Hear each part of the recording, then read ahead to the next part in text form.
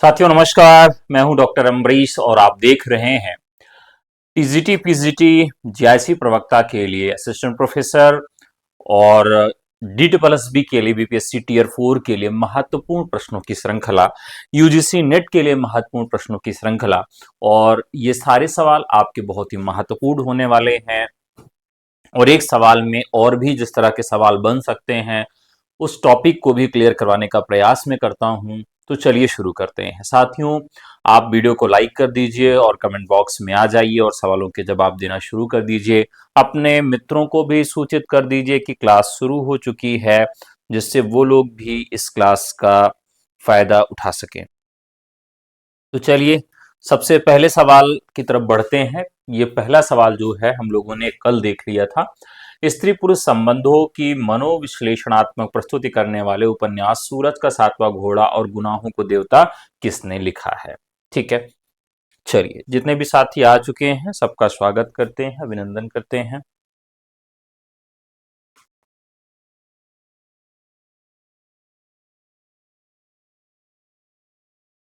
तो आज रामनवमी है। कुछ जगहों पर आज रामनवमी मनाई जा रही, कुछ जगह कल मनाई जाएगी। तो आप सभी को रामनवमी की हार्दिक शुभकामनाएं और बधाई भी है।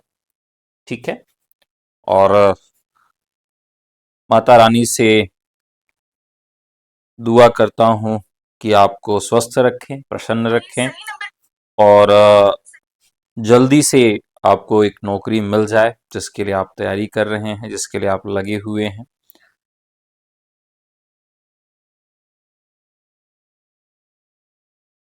तो शुरू करते हैं आज की क्लास और आज का सबसे पहला सवाल आपके स्क्रीन पे दिखाई दे रहा है।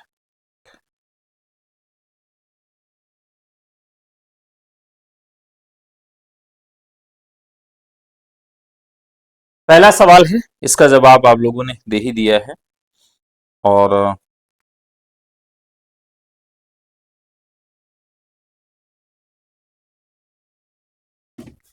वस्तुतः ये किसका सवाल है? धर्मवीर भारती का। लेकिन ये जो धर्मवीर भारती की रचना है, यहां पर सूरज का सातवां घोड़ा जो रचना है, इससे संबंधित इसके पात्र पूछे जाते हैं कि इसके पात्र कौन है। सूरज का सातवां घोड़ा, ये जो उपन्यास है, इस उपन्यास की जो पृष्ठभूमि है यह भी आपको मालूम होनी चाहिए। किस तरह का उपन्यास है यह भी आपको मालूम होना चाहिए। देखते हैं सूरज का सातवां घोड़ा। अब ये जो है 1952 में लिखा गया। कब लिखा गया? 1952 में लिखा गया। और मुख्य तौर पर ये जो किस्सा गोई शैली में लिखा गया है, इसका किस्सा गोई शैली में इस उपन्यास को लिखा गया है। और यह कालजयी उपन्यास माना जाता है। इसमें सात दोपहर में कथा विन्यास है, यानी पूरी कथा को 7 दोपहरों में विभाजित किया गया है। और इसका जो महत्वपूर्ण पात्र है वह पात्र कौन है? मणिक मुल्ला। ये कई बार पूछा गया पात्र है, मणिक मुल्ला इसका पात्र है। और ये क्या करता है कि कहानी सुनाने वाला है। इसमें क्या करता है? इसमें कहानी सुनाता है मणिक मुल्ला। और मणिक मुल्ला अपने मित्रों 7 दोपहरों की कहानियां सुनाता है और ये 3 महिलाओं की कहानी होती है। ठीक है, 3 महिलाओं की कहानी होती है। तो ये मणिक मुल्ला 7 दोपहरों की कहानी सुनाता है, 3 महिलाओं की कहानी सुनाता है। और 3 महिलाएं कौन है? जमुना, लिली और सत्ती। जमुना, लिली और सत्ती। तो ये 3 जो हमारे पात्र हैं, इन्हीं के इर्द गिर्द यह घूमती रहती है। मध्यम वर्ग का जो जीवन है, उनकी कुंठा और नैतिकता इस कहानी के रूप में आती हैं। यहां पर आशा और भविष्य की प्रगतिशीलता, आशा और भविष्य की प्रगतिशीलता, आशा और भविष्य की प्रगतिशीलता, प्रगतिशीलता क्या है? वह सूरज का 7वां घोड़ा का तात्पर्य है। सूरज का 7वां घोड़ा, तो यानी आपसे यह भी पूछा जा सकता है कि इसका जो नामकरण किया गया है, इस नामकरण के पीछे उन्होंने क्या सोचा होगा, या इसका नाम यही क्यों रखा गया? तो एकदम कहानी भी मैंने आपको स्पष्ट कर दी है। तो जब आप किसी कहानी को जानते रहते हैं तो उस रचना को याद करना, उस रचना के विषय में जानना काफी आसान हो जाता है। तो कहानी आप जान गए हैं, पात्रों के विषय में भी आप जान गए हैं, और कहानी का इसका नाम क्या हुआ यह भी आपको बता दिए। सूरज प्रगतिशील इसलिए है क्योंकि वो अंधेरे से नहीं डरता है और अंधेरे को चीरता हुआ हमेशा आगे की तरफ बढ़ता जाता है। इस अर्थ में आशा और भविष्य की प्रगतिशीलता सूरज का 7वां घोड़ा है। और इसका जो सबसे महत्वपूर्ण और चर्चित पात्र है वो है मणिक मुल्ला, जो कि इसमें स्टोरी टेलर है, कहानी सुनाता है। और ये 3 महिलाएं जो हैं, जमुना, लिली और सत्ती, उनके जीवन की कहानियां इसमें पिरोई गई है। अब यह जो है 1992 में श्याम बेनेगल, 1992 में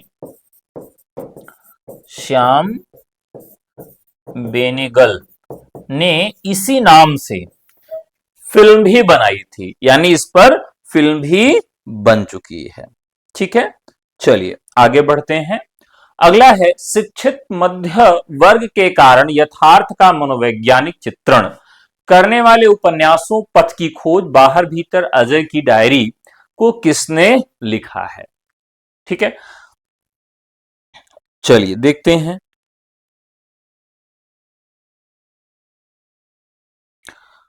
अब देखिए साथियों, यहां पर जो हमें राइट आंसर मिल रहा है वह आप लोग कह रहे हैं देवराज। ठीक है, देवराज यहां पर राइट आंसर है। देवराज यहां पर राइट आंसर है। अब डॉक्टर देवराज जो हैं, इन्हें हम अस्तित्ववादी और मनोवैज्ञानिक उपन्यासकार मानते हैं।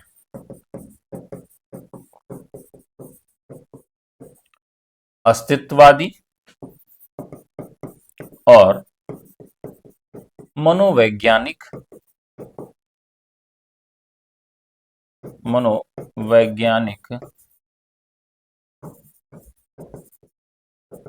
उपन्यासकार इन्हें माना जाता है। तो किस तरह का उपन्यासकार माना जाता है? अस्तित्ववादी और मनोवैज्ञानिक उपन्यासकार माना जाता है। पथ की खोज जो है 1951 में इन्होंने लिखा था और यह इनका सबसे चर्चित उपन्यास है।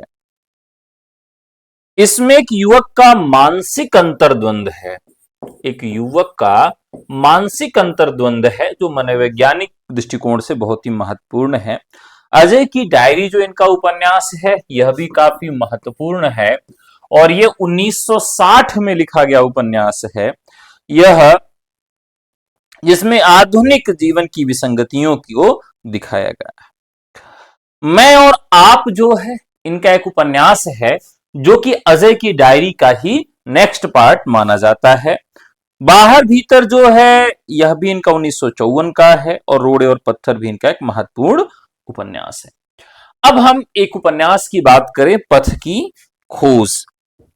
ठीक है, तो यह उपन्यास जो है किस प्रकार का उपन्यास है हमारे लिए, इसके विषय में क्या क्या चीजें जाननी चाहिए।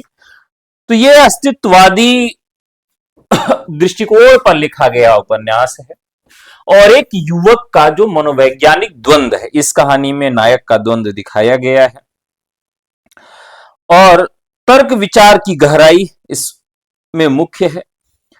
पद की खोज नाम से ओशो का एक प्रवचन की पुस्तक भी उपलब्ध है। ओशो रजनीश जो एक दार्शनिक हुए हैं भारत के ही, तो उन्होंने एक इसी नाम से पुस्तक भी लिखी है। तो वो पुस्तक अलग है और ये पुस्तक जो है वह अलग है। ठीक है। आजादी के बाद बुद्धिजीवी वर्ग की मानसिक स्थिति का चित्रण, पुरानी परंपरा और नई आधुनिकता के बीच पथ की खोज कर रहा है यहां पर युवक। इस प्रकार से यह कहानी चलती है। ठीक है। अगला, निर्मल वर्मा का प्रसिद्ध मनोविश्लेषणात्मक उपन्यास कौन सा है? निर्मल वर्मा।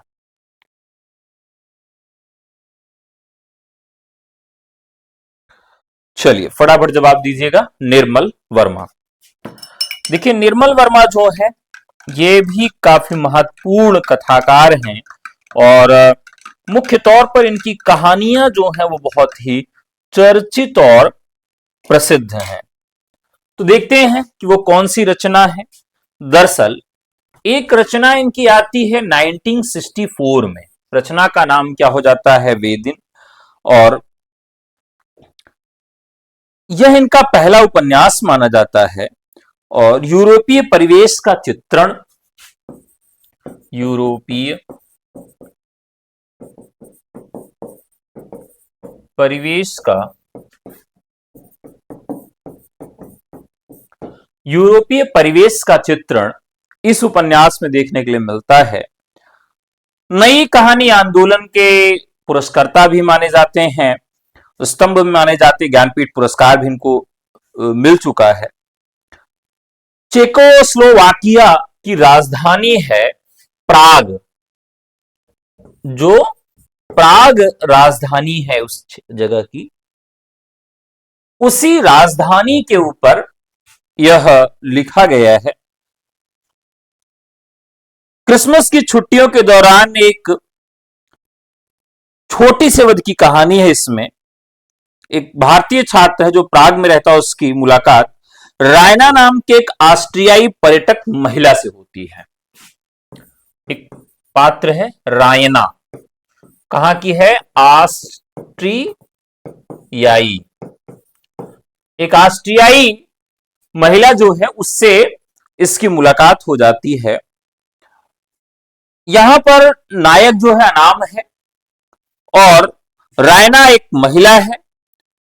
इसके अलावा थानथुन, फ्रांज और मारिया, ये दो तीन इसमें और पात्र मिलते हैं। तो चूंकि सभी पात्र जो है इसके विदेशी ही हैं, जैसे एक पात्र इसमें मिलता है थानथुन, तो हमारे अवधि में एक शब्द आता है थुन देना।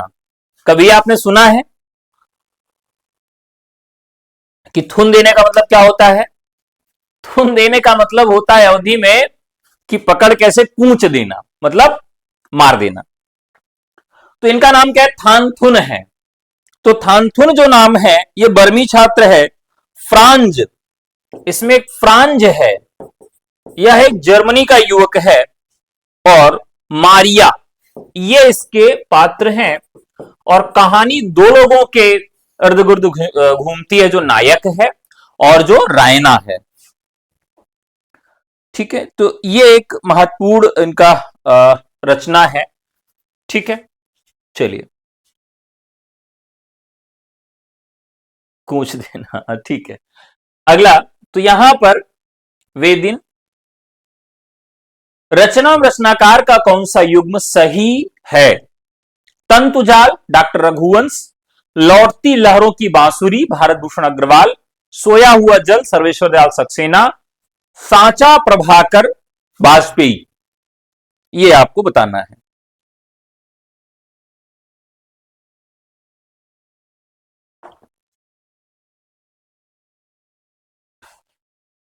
अब यहां पर आपको बताना है कि इसमें कौन सा युग्म सही है। काफी महत्वपूर्ण सवाल है, थोड़ा ध्यान से इसका जवाब देंगे तभी आप इसका जवाब दे पाएंगे। थोड़ा ध्यान से जवाब दीजिएगा। तंतुजाल डॉक्टर रघुवंश, लौटती लहरों की बांसुरी भारतभूषण अग्रवाल, सोया हुआ जल सर्वश्रेष्ठ सक्सेना, सांचा प्रभाकर वाजपेयी।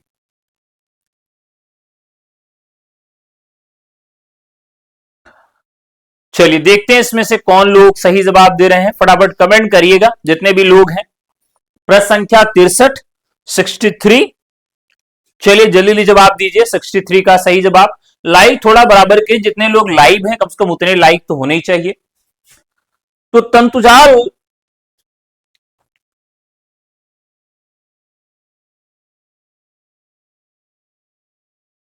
मतलब धागों का जाल, तंतुजाल का मतलब धागों सा जाल। तो राइट आंसर दिया है अमृता सिंह ने, एकदम सही बात है।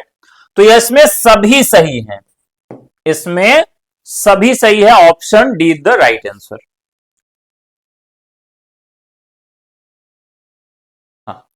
साम्यवादी उपन्यास परंपरा के प्रारंभिक उपन्यास सिंह सेनापति एवं बोलगा से गंगा के लेखक कौन हैं?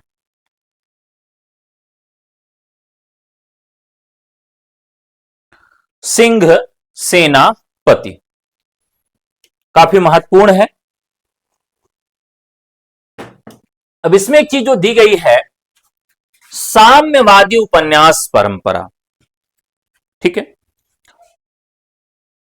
घुमक्कड़ विद्वान राहुल सांकृत्यायन का यह उपन्यास है। यह 2500 वर्ष पुराने भारत, कितना? सिंह सेनापति यानी 2500 वर्ष पुराना जो भारत है, यानी 25 वर्ष पूर्व का जो भारत है, उस समय की बात की गई है। इसमें वैशाली गणराज्य, वैशाली गणराज्य और महात्मा बुद्ध, वैशाली गणराज्य और महात्मा बुद्ध की कथा है। इसका नायक जो है सिंह, इसका नायक जो है वो सिंह है और वो लिच्छवी साम्राज्य का, लिच्छवी साम्राज्य का सेनापति बनता है और इसीलिए इसका नामकरण भी क्या होता है? सिंह सेनापति के नाम से होता है। इसमें लिच्छवी गणतंत्र की लोकतंत्र जीवन को बताया गया है, बौद्ध धर्म का प्रभाव है। प्राचीन भारत का जो गौरवशाली वर्णन है इस रचना में मिलता है। बोलगा से गंगा इनका बहुत ही चर्चित रचना है और कई बार इस रचना के लिए पूछा जाता है कि भाई ये रचना जो है किस विधा की रचना है। बोलगा से गंगा, तो बोलगा से गंगा जो रचना है 1943 में, यानी 1943 में, 1943 में इसकी रचना होती है। इसमें मानव सभ्यता के 8000 वर्षों की कहानी है कि किस प्रकार से हमारी मानव सभ्यता का विकास होता है। 8000 सालों की कथा है इसमें। इसमें 6000 ईसा पूर्व वोल्गा के तट से शुरू होकर और 1942 गंगा के तट पर 20 कहानियों के माध्यम से इस कहानी को बताया गया है। कितनी कहानियां हैं इसमें? कुल 20 कहानियां हैं। शुरुआत कहां से होती है? 6000 ईसा पूर्व वोल्गा नदी के तट से कहानी शुरू होती है और कहानी खत्म कहां होती है? 1942 ईस्वी में कहानी खत्म होती है गंगा नदी के तट पर। अब इस रचना का नामकरण यदि देखें तो देखने में लगता है कि यार ये कोई यात्रा वृत्तांत लग रहा है। खानाबदोश कबीले किस प्रकार विकसित हुए? खानाबदोश कबीले जो थे वो किस प्रकार से विकसित हुए, इसकी एक कहानी यहां पर बताई गई है। कुल मिलाकर एक ऐतिहासिक शोध है ये।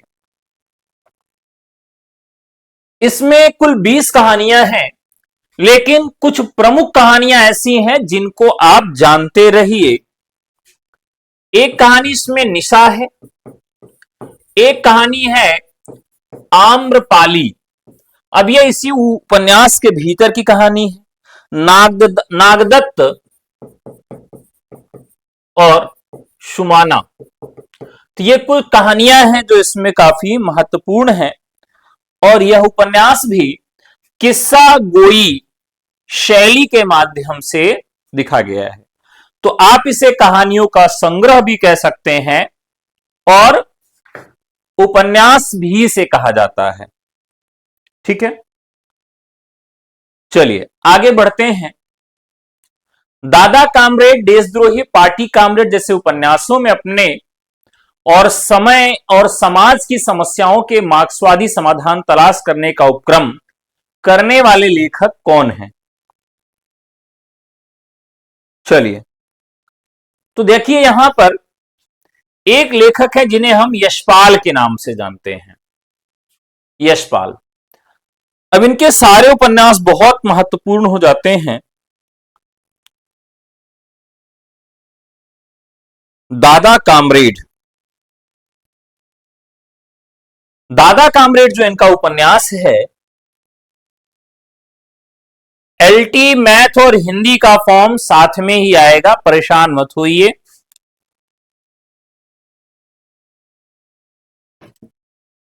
अप्रैल 1 वीक तक आ जाएगा और बहुत ही कम समय मिलेगा फॉर्म भरने के लिए, या हो सकता है कि 2 दिन बाद ही आ जाए। तो यशपाल जो है, दादा कामरेड जो इनका उपन्यास है, यह 1941 का उपन्यास है। इसमें क्रांतिकारी आंदोलन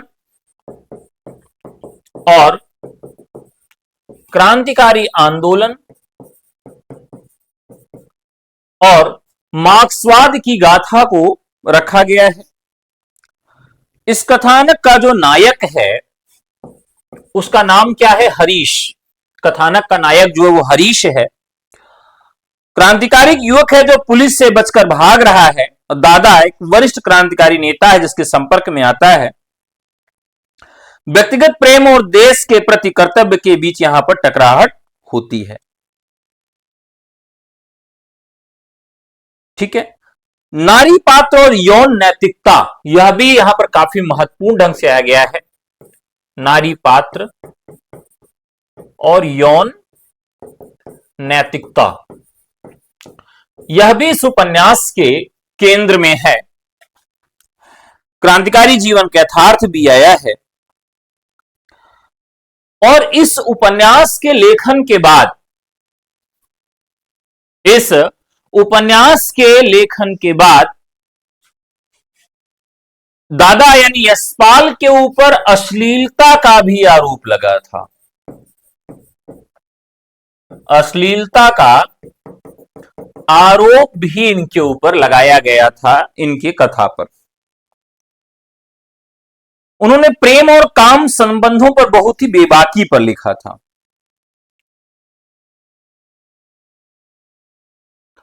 काम और प्रेम। अब देखिए, जो मार्क्सवादी विचारधारा है वह बहुत ही अच्छे से अपनी चीजों को रखती है। उन्होंने प्रेम में स्त्री की पसंद और उसकी देह पर उसका अधिकार की वकालत की है। और एक शैल बाला पात्र है, इस पात्र के माध्यम से, शैल बाला पात्र के माध्यम से उन्होंने इस बात को उठाया है। अब आप सोचिए कि आज भी स्थितियां बहुत नहीं बदली हैं। सैल बाला जैसी बहुत सारी पात्र आपको मिल जाएंगी, वो है तो स्त्री, लेकिन उनके शरीर पर उनका अधिकार नहीं है। कैसे नहीं है? अभी सुप्रीम कोर्ट लगातार इसको डिफाइन करता रहता है कि विवाह के बाद, अभी इस पे कोई एक वेब सीरीज भी आई है कि विवाह के बाद भी क्या स्त्री का उसके शरीर के ऊपर अधिकार है या नहीं है। शैल बाला जो पात्र है वो मानती है कि मैं उसी को अपना शरीर सौंपूंगी जिसको मैं चाहती हूं, और हमारे यहां आज बिल्कुल नहीं है, या थोड़ा बहुत हो गया जिसके अब हम प्रेम विवाह कह सकते हैं, लेकिन अभी भी स्थितियां वैसी ही हैं कि बलपूर्वक हम विवाह कर देते हैं, अनमेल विवाह कर देते हैं, और लड़की के न चाहते हुए भी वहां पर उसके साथ अत्याचार होता है। तो यह बात उन्होंने शैलबाला के रूप में उठाई इस उपन्यास में, और इसी उपन्यास की वजह से उनके ऊपर काफी अश्लीलता का भी आरोप लगा। वो लिखते हैं कि जब तक स्त्री आर्थिक रूप से पुरुष पर निर्भर है और उसका प्रेम सौदा मात्र है, सच्चा प्रेम तभी संभव है जब दोनों आर्थिक रूप से स्वतंत्र होंगे। समझिएगा, बहुत बड़ी बात है, जिस बात को मैं लगातार कहता हूं कि आपके लिए, खास करके लड़कियों के लिए, महिलाओं के लिए नौकरी उनके अस्तित्व के लिए आवश्यक है, पैसे के लिए आवश्यक नहीं है। आवश्यक क्यों? उनके अस्तित्व के लिए। पुरुषों के लिए यह नौकरी पैसे के लिए है, लेकिन स्त्रियों के लिए नौकरी अस्तित्व के लिए है, अस्तित्व के लिए, उनकी पहचान के लिए, उनके अहम के लिए है। तो स्त्री और पुरुष अगर दोनों कामकाजी, दोनों पैसा कमाते हैं तभी प्रेम हो सकता है। कुछ कंडीशन में हो सकता है, लेकिन ज्यादातर कंडीशन में अगर स्त्री पुरुष के ऊपर पैसे को लेकर निर्भर है तो वहां पर प्रेम नहीं हो सकता। यह बात कौन कह रहे हैं? आपके यशपाल जी अपनी कहानियों के माध्यम से कह रहे हैं। ठीक है, इसी तरीके के जो उनके उपन्यास हैं, पार्टी कामरेड और देशद्रोही, भी काफी और अत्यंत महत्वपूर्ण है। ठीक है, तो यशपाल इनका बहुत ही महत्वपूर्ण ये सारे उपन्यास हो गए। रतिनाथ की चाची, बाबा बटेश्वर नाथ, बलचनमा वरुण के बेटे और दुख मोचन जैसे उपन्यासों में गरीबों के अभावग्रस्त जीवन को किसने चित्रित किया है?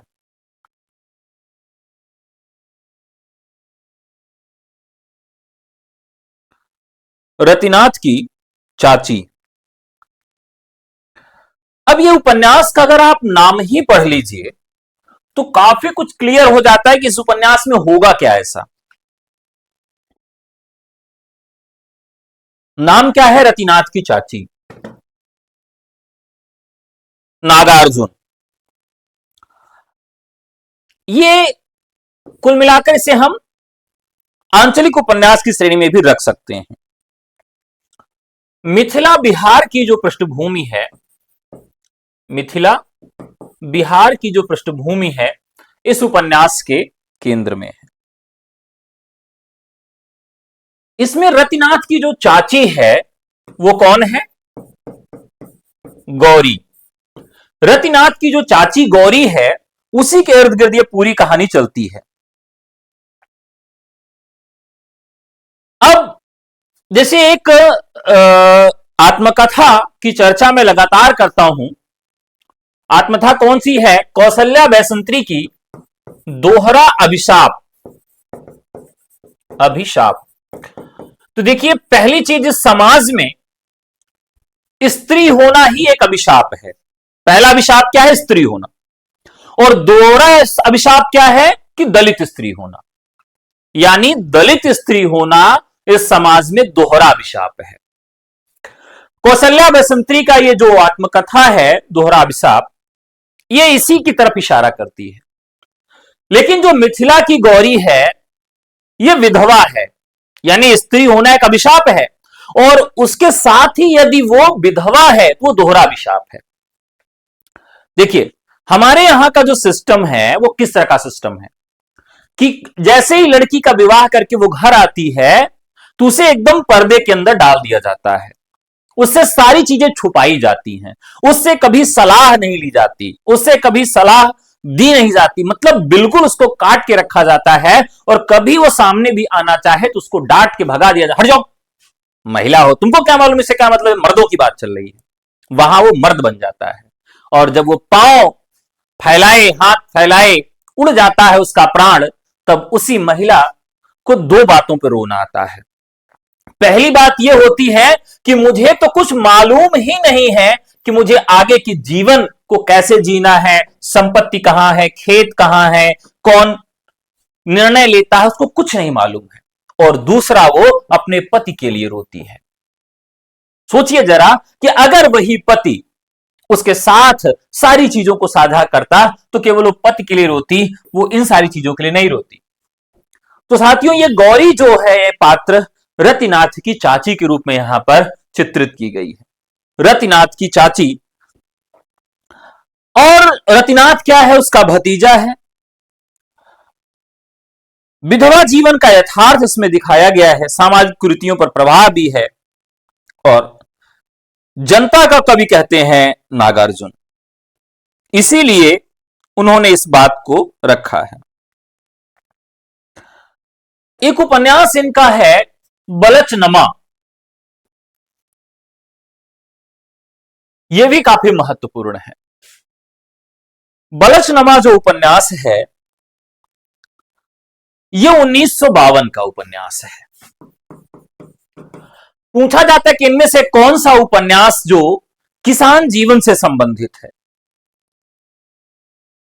शोषक जमींदारी प्रथा के खिलाफ किसान बालक का विद्रोह है। इसमें क्या दिखाया गया है, इसमें किसान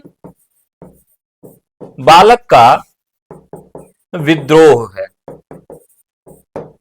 किसान बालक का विद्रोह इसमें दिखाया गया है। अछूत जात का लड़का है और गरीबी और सामंती जीवन के बीच में यह पलकर बड़ा होता है। ठीक है। पिता की जमींदारों द्वारा हत्या के बाद बलचनमा धीरे धीरे जागरूक होता है और अंततः किसान आंदोलन से जुड़कर चुनौती देता है। इसका जो सबसे महत्वपूर्ण खंड है कि पूछा जाएगा कि इनमें कौन सा उपन्यास प्रथम शैली में लिखा गया है, या कौन सा उपन्यास जो है वह प्रथम पुरुष में लिखा गया है। कौन सा उपन्यास, देखिए कथा को लिखने की भी कुछ अपनी शैलियां होती हैं, तो पूछा जाएगा कि कौन सा उपन्यास प्रथम पुरुष शैली में लिखा गया है। प्रथम पुरुष यानी हर व्यक्ति को अपने आप को क्या मानता है, उत्तम मानता है, प्रथम मानता है। मैं, हम, यानी हर जगह मैं और हम वाले शब्दावलियों से इसको लिखा गया है, जिसमें पाठक और नायक के दर्द आक्रोश को सीधे महसूस कर पाता है। देखिए, अगर आप किसी से बात कर रहे हैं, सोचिए जरा, तो आप कहिए कि यार हम लोगों का जीवन बड़ा आजकल दुखकारी हो गया है, तो आप सामने वाले को भी उसमें जोड़ ले रहे हैं। हम लोगों ने बहुत सारा संघर्ष किया है, आप उसको भी साथ में जोड़ ले रहे हैं। यदि आप कहेंगे कि मैंने बहुत संघर्ष किया है, तो आप उसको नहीं जोड़ पाएंगे। आप कहिए कि अरे ये अपना ही है, अपना ही घर है, अगर आप ये कह रहे हैं तो आप उसको जोड़ रहे हैं। और आप कहिए कि मेरा घर है, तो आप सामने वाले को उससे काट रहे हैं। जबकि आप अपना घर कह के नहीं अलग कर सकते। हाँ, कुछ चीजों में अलग रहना पड़ेगा। पता लगा पत्नी की बात कर रहे हैं तो वहां यही कहना होगी मेरी पत्नी, लेकिन कुछ चीजों में आप अगर अपना कहेंगे तो सामने वाले को जोड़ेंगे। तो यहां पर ये जो शैली है प्रथम पुरुष शैली में, इस रचना को जो लिखा गया है, इससे सीधे पाठक इससे जुड़ पाता है। ठीक है। अब यहां पर जो एक रचना और है इनकी,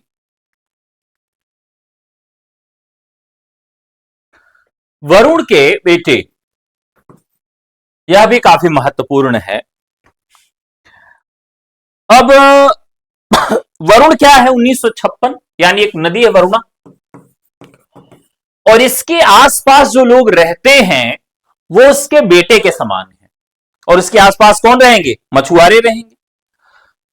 और उनको क्या कहा जाता है? मल्लाह कहा जाता है। तो मछुआरों और मल्लाहों की कथा इसमें बताई गई है। वरुण कौन है? जल देवता माने जाते हैं। तो यहां पर वरुण के बेटे का मतलब जल के बेटे, और जल का मतलब जो पानी के आसपास रहते हैं या पानी में रहते हैं, उनके लिए यह प्रयोग किया गया है। जल संस्कृति का चित्रण भी इसमें किया गया है। मनुष्य की जिजीविषा और जीने की इच्छा इस उपन्यास का उद्देश्य है। मनुष्य की जिजीविषा और जीने की इच्छा। सीधा साधा रास्ता, घरौंदा, विषाद मठ, कब तक पुकारूं तथा मुर्दों का टीला जैसे आंचलिक और ऐतिहासिक लेकिन विचारधारा के धरातल पर साम्यवादी दृष्टि से वर्ग वैषम्य और आर्थिक शोषण चित्रण करने वाले लेखक कौन है? सीधा साधा रास्ता, मुर्दों का टीला। देखिए, ऐतिहासिक उपन्यासकार के रूप में हम इन्हें जानते हैं। इसको जानते हैं रांगे राघव। इनका एक सबसे चर्चित उपन्यास है, कौन सा? कब तक पुकारूं। इसकी आपको पूरी चीजें मालूम होनी चाहिए। कब तक पुकारूं जो है, यह 1957 का बहुत ही चर्चित उपन्यास है। अपने वर्ण विषय की वजह से कालजयी उपन्यास है, और इसे हम आंचलिक उपन्यास के अंतर्गत भी रख सकते हैं। ठीक है, तो ये कर्नट यानी नट जनजाति, कर्नट नट कबीला है। ब्रज और राजस्थान की सीमा बनाता हुआ एक क्षेत्र है, जिसको हम क्या कहते हैं? बैर कहते हैं, जगह का नाम है, वहां पर आधारित है। इसका जो मुख्य पात्र है वह कौन है? सुखराम। सुखराम इसका मुख्य पात्र है। नटों की संस्कृति, प्रेम और संघर्ष, सुखराम और कजरी की प्रेम की कहानी और संघर्ष को इसमें दिखाया गया है। कजरी, इन दोनों की प्रेम की कहानी इसमें दिखाई गई है। व्यक्ति अपनी जाति के कारण कब तक प्रताड़ित होता रहेगा, इसी चीज को ध्यान में रख के इसका जो नामकरण है वो किया गया है। कब तक पुकारूं, आदमी कब पुकारता है? जब वो शोषित महसूस करता है, प्रताड़ित महसूस करता है। तो यहां कब तक पुकारूं जो है, लाचारी और पुकार का प्रतीक है। किसका प्रतीक है? लाचारी और पुकार का प्रतीक है कि मैं कब तक पुकारता रहूं, यह इसके अंदर में आया है।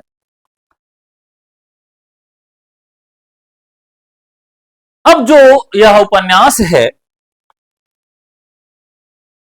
इसकी कथा जो है वो किस प्रकार की है?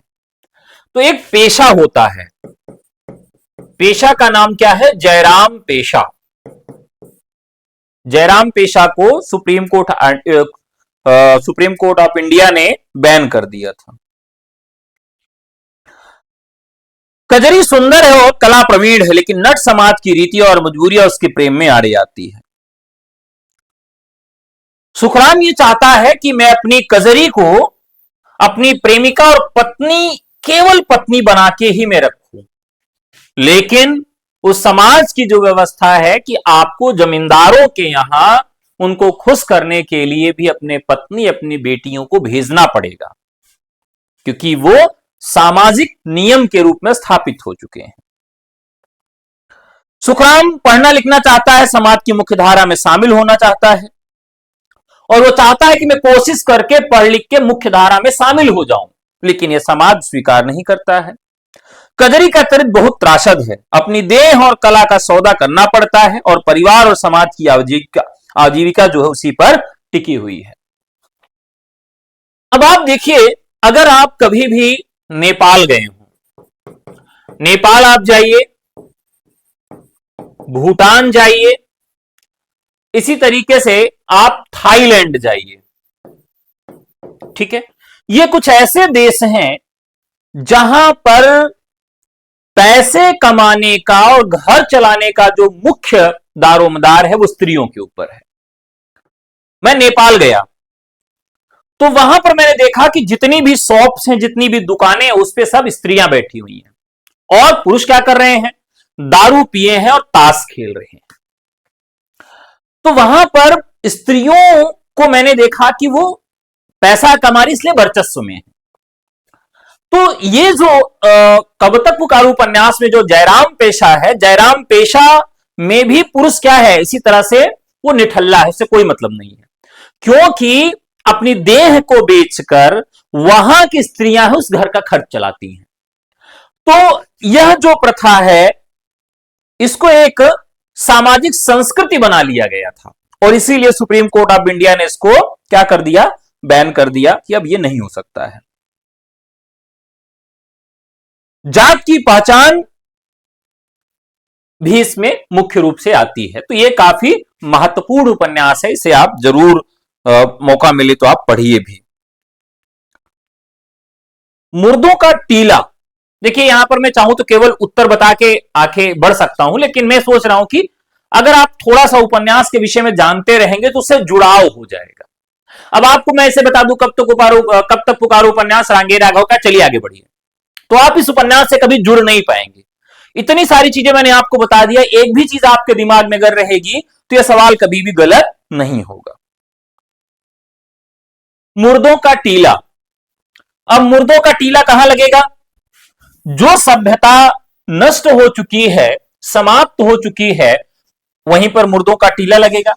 यानी सिंधु घाटी, सिंधु घाटी सभ्यता, कौन सी सभ्यता है ये, सिंधु घाटी सभ्यता पर यह उपन्यास लिखा गया है। यानी इंडस वैली सिविलाइजेशन, मोहनजोदड़ो के उत्थान और पतन की कल्पना इसमें है। मोहनजोदड़ो, एक फिल्म भी आई हुई थी ऋतिक रोशन की, ऋतिक रोशन की एक फिल्म आई हुई थी मोहिंदादारो, उसमें पूरी बात को बताया गया है। मुख्य रूप से अगर आप हिंदी के विद्यार्थी हैं और हिंदी के विद्यार्थी होने के साथ साथ आप सिंधु नदी के विषय में नहीं जानते हैं, तो आप समझिए कि बहुत सारी चीजों से आप दूर हैं। सिंधु नदी के विषय में आपको जानना पड़ेगा और वर्तमान में जो देश इस समय युद्ध की त्रासदी झेल रहा है, ईरान, ईरान और सिंधु नदी, इन दो चीजों को आप अगर बेहतर तरीके से नहीं जानते हैं तो आप अपनी हिंदी को भी अच्छे से नहीं जान सकते हैं। ईरान एक ऐसा देश है जो 6000 साल से आज तक कभी युद्ध नहीं हारा है। उसके इतिहास को जाके देखिए, 6000 साल से वो युद्ध ही नहीं हारा, बहुत पुरानी संस्कृति है उसकी, भारत के साथ बहुत पुराना रिश्ता है। तो हम बात कर रहे हैं कि मोहनजोदड़ो जो सभ्यता है, जो सिंधु घाटी सभ्यता मुर्दों का टीला संबंधित है, यह सिंधी भाषा में मुर्दों का टीला होता है। इसका मोहनजोदड़ो का जो अर्थ होता है, मोहनजोदड़ो का जो अर्थ होता है वह सिंधी भाषा में, वह सिंधी भाषा में क्या होता है, मुर्दों का टीला होता है। वर्ग संघर्ष को इसमें दिखाया गया है और इसके पतन का कारण बताया गया है। बाहरी आक्रमण और प्राकृतिक आपदा, बाहरी आक्रमण और प्राकृतिक आपदा, ये दो प्रमुख कारण जो हैं बताए गए हैं इस सभ्यता के नष्ट होने के लिए। अब यहां पर एक पात्र है, नर्तकी है, एक इसमें पात्र है नर्तकी। उस पात्र के माध्यम से, नगर नियोजन के माध्यम से बहुत सारी चीजों को बताने का प्रयास किया गया है। तो ये दोनों उपन्यास इनके बहुत ही महत्वपूर्ण हैं।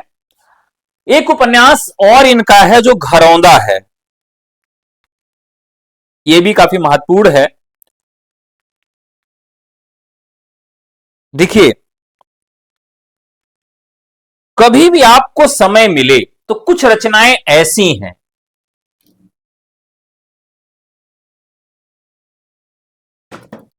जिनको पढ़ते रहना चाहिए, भले वो आपके सिलेबस में ना हो, लेकिन उनको पढ़िए जरूर। तो यहां पर जो एक उपन्यास है घरौंदा, तो घरौंदा जो है वे विश्वविद्यालय के परिवेश पर लिखा गया उपन्यास है। छात्र राजनीति को इसमें दिखाया गया है, ठीक है, और कॉलेज के दिनों का प्रेम और उसके साथ जुड़े आदर्श जीवन को भी बताया गया है। घरौंदा यानी जो कॉलेज का जीवन होता है, विश्वविद्यालय का जीवन होता है, कॉलेज के जीवन का प्रेम जो होता है वो इसमें दिखाया गया है। और कॉलेज के जीवन का जो प्रेम है ये काफी मजेदार भी होता है। अब तो हम और आप दोनों लोग इस प्रेम से, इस युग से निकल आए, लेकिन अपने बच्चों से कहें कि बेटा इसको एंजॉय करना है, बहुत अच्छा दिन होता है।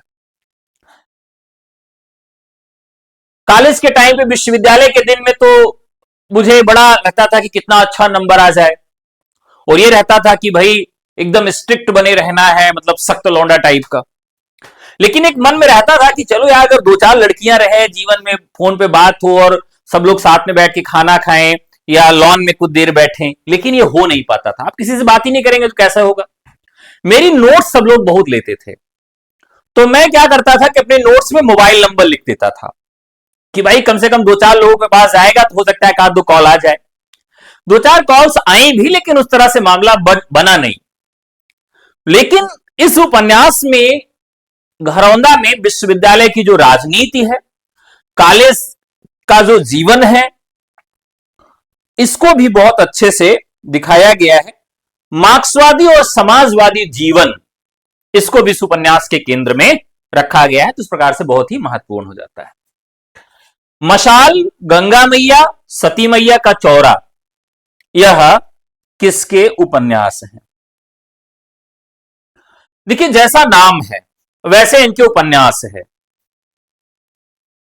जैसे इनके उपन्यास है वैसे इसका नाम भी है। नाम क्या है? भैरव प्रसाद गुप्त। भैरव प्रसाद गुप्त है, ये काफी महत्वपूर्ण है। देखिए, नाम क्या है? भैरव है, भैरव बाबा है। अब भैरव बाबा जो हैं, इनके यहां क्या जलती रहेगी? मशाल जलती रहेगी। इनका सती मैया का चौरा भी भैरव बाबा का कहां होगा? गंगा मैया के किनारे होगा। तो जब भी हम किसी रचना को याद करें, रचनाकार से कनेक्ट करके, रचनाकार से जोड़ के याद करें, तो पूरी संभावना रहेगी कि सवाल आपके कभी गलत नहीं होंगे, ठीक है। तो जैसे इनका एक उपन्यास है मसाल। मसाल उपन्यास जो है 1948 का लिखा गया उपन्यास है। मशाल, अब देखिए मशाल किस चीज का प्रतीक हो सकता है? देखिए, हिंदी कविता में छायावाद में भी मशाल शब्द का प्रयोग किया गया है किसी कविता में। देखते हैं कितने लोग, क्या लिखिए सर, मैम से भी बात कीजिए।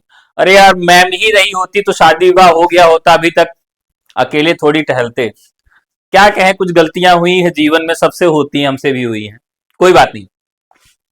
तो यहां पर क्या है कि मशाल, मैंने आपसे बताया कि एक रचना है काव्य में, छायावाद में मैंने आपको इशारा किया कि मशाल शब्द का प्रयोग जो है वो हुआ है। कहां पर हुआ है? वो हुआ है सूर्यकांत त्रिपाठी निराला के यहां, ये भी मैंने बता दिया। थोड़ा सा और इंडिकेशन देता हूं, निराला के यहां हुआ है, लेकिन निराला के यहां भी कहां हुआ है? तो एक रचना है, कौन सी? राम की शक्ति पूजा। राम की शक्ति पूजा। तो राम की शक्ति पूजा में भी जो है मशाल शब्द का प्रयोग हुआ है, क्योंकि उस समय देश आजादी ढूंढ रहा है। देश क्या कर रहा है? आजादी ढूंढ रहा है। तो मशाल हमेशा क्रांति का प्रतीक होता है। तो यहां पर मशाल का प्रयोग किया गया है तो उस समय क्या है, क्रांति का प्रतीक है यहां पर। और ये कानपुर मिल के मजदूरों, कानपुर मिल मजदूरों की कहानी है, कानपुर मिल मजदूरों की कहानी है। ये काफी महत्वपूर्ण है। ठीक है, चलिए आगे बढ़ते हैं। वैज्ञानिक सोच और साम्यवादी विचार से संपन्न नागफनी का देश, बीज और हाथी के दांत किसके उपन्यास हैं?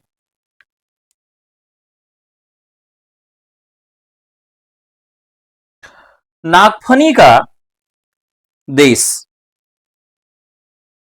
चलिए तो आप सब जानते हैं कि इसका राइट आंसर हो जाएगा अमृत राय, अमृत राय। वैज्ञानिक सोच, साम्यवादी विचार दृष्टि, नागफनी का देश, बीज। नागफनी का देश जो है वो 1953 का उपन्यास है, 1953 का उपन्यास है, काफी चर्चित महत्वपूर्ण उपन्यास है। इन्होंने ही प्रेमचंद की जीवनी कलम का सिपाही भी लिखा है।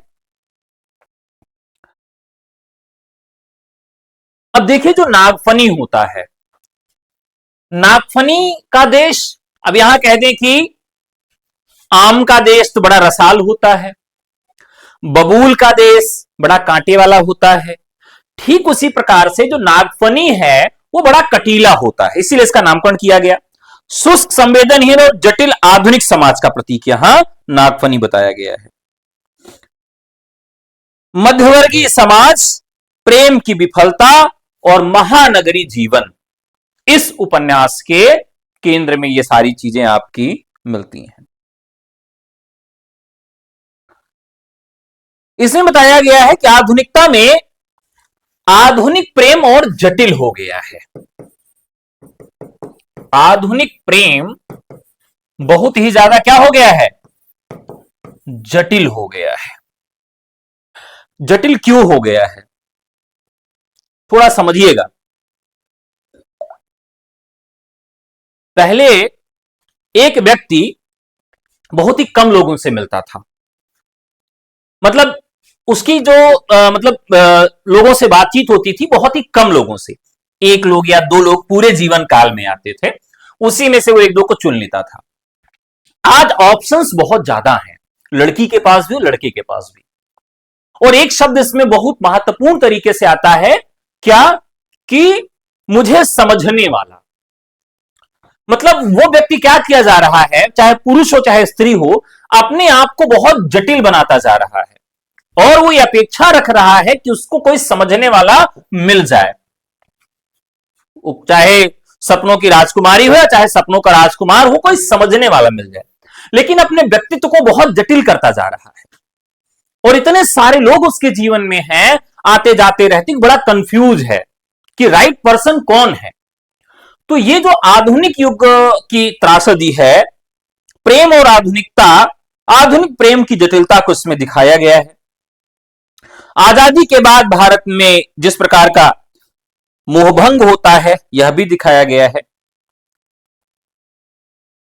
इसमें बताता है कि क्या इस नागफनी के देश में संवेदनशील और सच्चा प्रेम जीवित रह सकता है। यह इस उपन्यास का उद्देश्य है कि इसमें रह भी सकता है कि नहीं रह सकता है। ठीक है, अब एक उपन्यास इनका और भी है, हाथी का दांत। अब देखिए आप ये कहावत सुने ही होंगे, हाथी के दांत।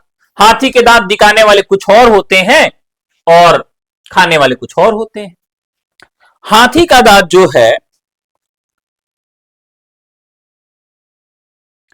ये उसी मुहावरे को ही ध्यान में रखकर इस उपन्यास को लिखा गया है।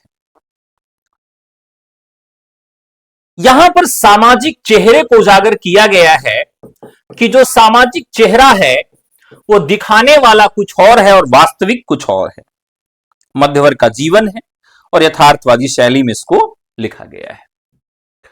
सामंती व्यवस्था का विरोध और नई पीढ़ी का संघर्ष चित्रित करने वाला उपन्यास धरती की आंखें तथा पूंजीपति वर्ग की मुनाफाखोरी और मतलब परस्ती का पर्दाफाश करने वाला उपन्यास रूप जीवा जैसी रचनाएं किसने लिखी हैं?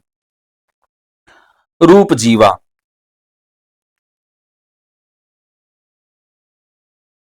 देखिए मैंने सारे ऑप्शंस में दो दो रखे हैं, जिससे क्या होगा आपको थोड़ा सा आसानी हो जाती है इनका जवाब देने में। जब एक ऑप्शन रहता है तो काफी मस्तिष्क को जोर देना पड़ता है, दो ऑप्शन है थोड़ा आसान हो जाता है आपको। तो इसी तरह से कई रचनाएं एक साथ हम एक में ही कर लेते हैं। रूप जीवा जो है 1959 का उपन्यास है। ठीक है, रूप जीवा जो है यह 1959 का उपन्यास है। और किसका है? अब यहां देखिए अमृतलाल नागर, लक्ष्मी नारायण लाल, तो राइट आंसर हो जाएंगे लक्ष्मी नारायण लाल। अब यहां देखिए लक्ष्मी नारायण लाल, लक्ष्मी नारायण मिश्र, और तो लाल और मिश्र में भी बड़ा कंफ्यूजन हो जाता है, तो यहां लाल है, तो कैसे याद रखेंगे? रूप जीवा। रूप जीवा शब्द का मतलब क्या होता है? रूप धन जीवा, यानी अपने रूप और सौंदर्य से जो अपनी जीविका चलाती है उसको हम क्या कहेंगे? रूप जीवा कहेंगे। अब आज के संदर्भ में रूप जीवा हम किसको कह सकते हैं? अगर कोई इंस्टाग्राम पे डांस करके पैसा कमा रही है लड़की, तो वो भी रूप जीवा है। ठीक है, जो अपने कला के माध्यम से अपनी जीविका चला रही है, चाहे वो नट हो, कोई खेला कर रही है, हाथों की सफाई दिखा रही है, ठीक है, तो जो अपने रूप से अपनी जीविका को चला रही है उसको हम क्या कहेंगे? रूप जीवा कहेंगे।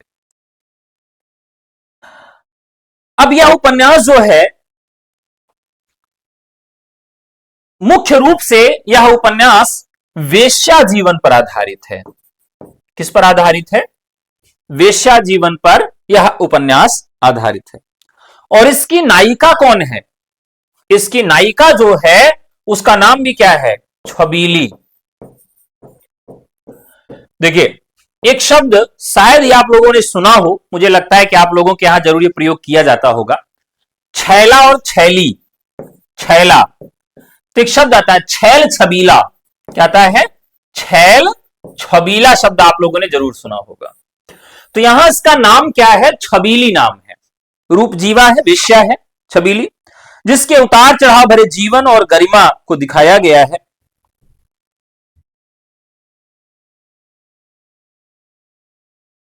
इसमें एक बहुत ही बड़े सवाल को उठाया गया है रूप जीवा में, यानी पुरुष केवल अपनी बातों में ही आदर्श बना रहता है।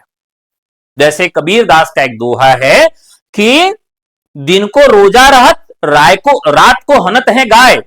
वैसे पुरुष जो है दिन को आदर्श की बातें करता है और रात में जाके छबीली के पावों में लूटता है। यानी उसका आदर्श जो है, उसका आदर्श कहां तक है? उसका आदर्श केवल दिन के उजाले में है, रात के उजाले में उसका आदर्श काम नहीं करता है। और यह बात बिल्कुल सत्य है, ऐसी बात आज भी समाज में है, और वो संबंधों के बीच में है, विवाहेतर संबंधों के बीच में है, रिश्तों को तारमतार कर देने वाली स्थितियों में है, और इसका सबसे बड़ा भागीदार पुरुष है।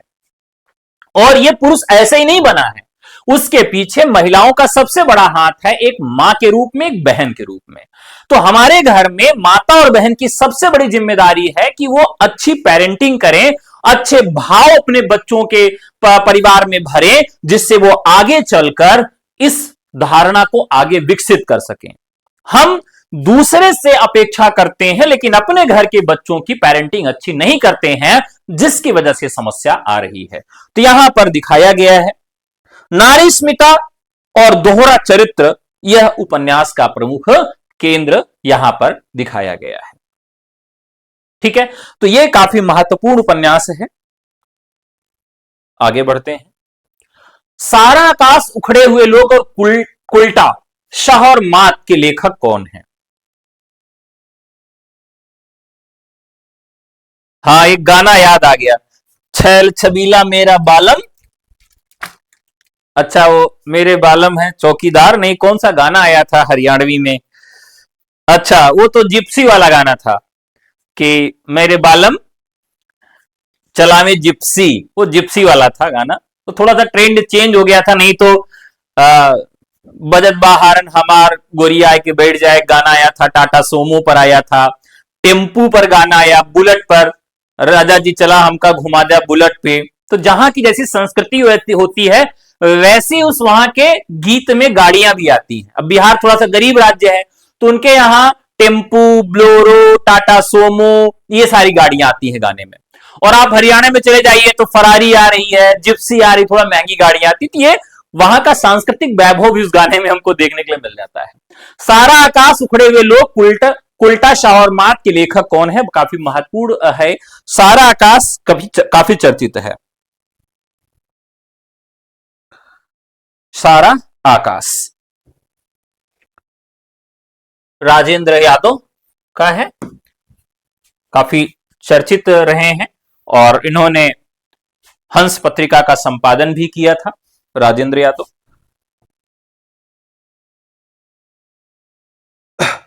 अब यहां पर मध्यवर्गीय परिवार का टूटना, यानी जो संयुक्त परिवार है उसके टूटने की कहानी है। इसमें समर और प्रभा दोनों लोगों की कहानी है। दोनों लोगों की नई नई शादी हुई है। समर एक आदर्शवादी युवक है जो बेरोजगार है, अपनी पत्नी प्रभा को अपने विकास में बाधक मानता है। पूरे उपन्यास के बीच में मौन, गलतफहमी, धीरे धीरे विकसित होने वाले अनुराग को दिखाया गया है। आज भी ऐसा ही है। आज ज्यादातर पुरुष क्या करते हैं? शादी नहीं करते हैं। उनको लगता है कि हमारी पत्नी जो है हमारे विकास में बाधा होगी। यानी समर को लगता है कि मेरी जिंदगी जो नरक बनी हुई है वो प्रभा के कारण है। देखिए, ये कई मामले में सही भी हो सकता है। देखिए, अब आज की स्थिति यह है कि जो स्त्रियां हैं वो अपने ख्वाब लेकर आती हैं कि समर पूरा करे, जबकि वो गलत है। आपके जो भी ख्वाब हैं वो आपको स्वयं पूरा करना चाहिए, यानी प्रभा को ही अपने सारे ख्वाब पूरा करना चाहिए। तो ये सब समर के ऊपर जिम्मेदारी नहीं बढ़ेगी। सामान्य जीवन व्यतीत करने में समर सहायता करेगा, लेकिन तुमको अपने ख्वाब पूरे करने हैं तो तुमको अपने पैरों पर खुद खड़ा होना पड़ेगा। और जिस दिन ये लड़कियां करने लगेंगी उस दिन वो किसी के ऊपर सर का बोझ नहीं बनेगी। खुद तो तुम निठल्ली हो और पति के पास पहुंच गई और सोच रही हो कि 1 किलो का सोने का गहना मुझे गढ़वा दे, और इसके लिए तुमने कलह शुरू कर दिया। तो तुम तो कुछ नहीं कर रही, वो कहां से बेचारा लेके आए? तो फिर वो प्रेमचंद के जैसे गबन ही कर लेगा। अब यहां पर प्रेत बोलते हैं इसके रूप में, जिसे बाद में जो है सारा आकाश नाम दिया गया था। प्रेत बोलते हैं जो, यह पहले इसका नाम था। ठीक है। समर और प्रभा का द्वंद्व है, नारी अस्मिता है। फिल्म रूपांतरण भी होता है इसका 1969 में, पूछा भी जाता है 1969 में इसका फिल्म रूपांतरण भी होता है और इसी नाम से इसकी फिल्म बनी थी। ठीक है, चलिए। तो चलिए साथियों, आज के सवाल की श्रृंखला यहीं तक। बड़ा अच्छा लगता है आप लोगों से बात करना, आपके साथ पढ़ने पढ़ाने में बड़ा आनंद आता है। और ये 1 घंटा कैसे बीत जाता है मुझे विश्वास ही नहीं होता है। अभी मेंस की क्लास है और मेंस की क्लास पढ़ाने के बाद फिर भोजन वोजन बनेगा, फिर खाऊंगा, फिर पढ़ूंगा, फिर सोऊंगा। तो आज की क्लास यहीं तक, कल मुलाकात होगी आपसे फिर से। तब तक के लिए नमस्कार, जय हिंद, धन्यवाद। हाँ, किसी कोर्स में प्रवेश चाहते हैं तो इस नंबर पर व्हाट्सएप कर सकते हैं। नंबर है 9628 95 92 37। Thank you.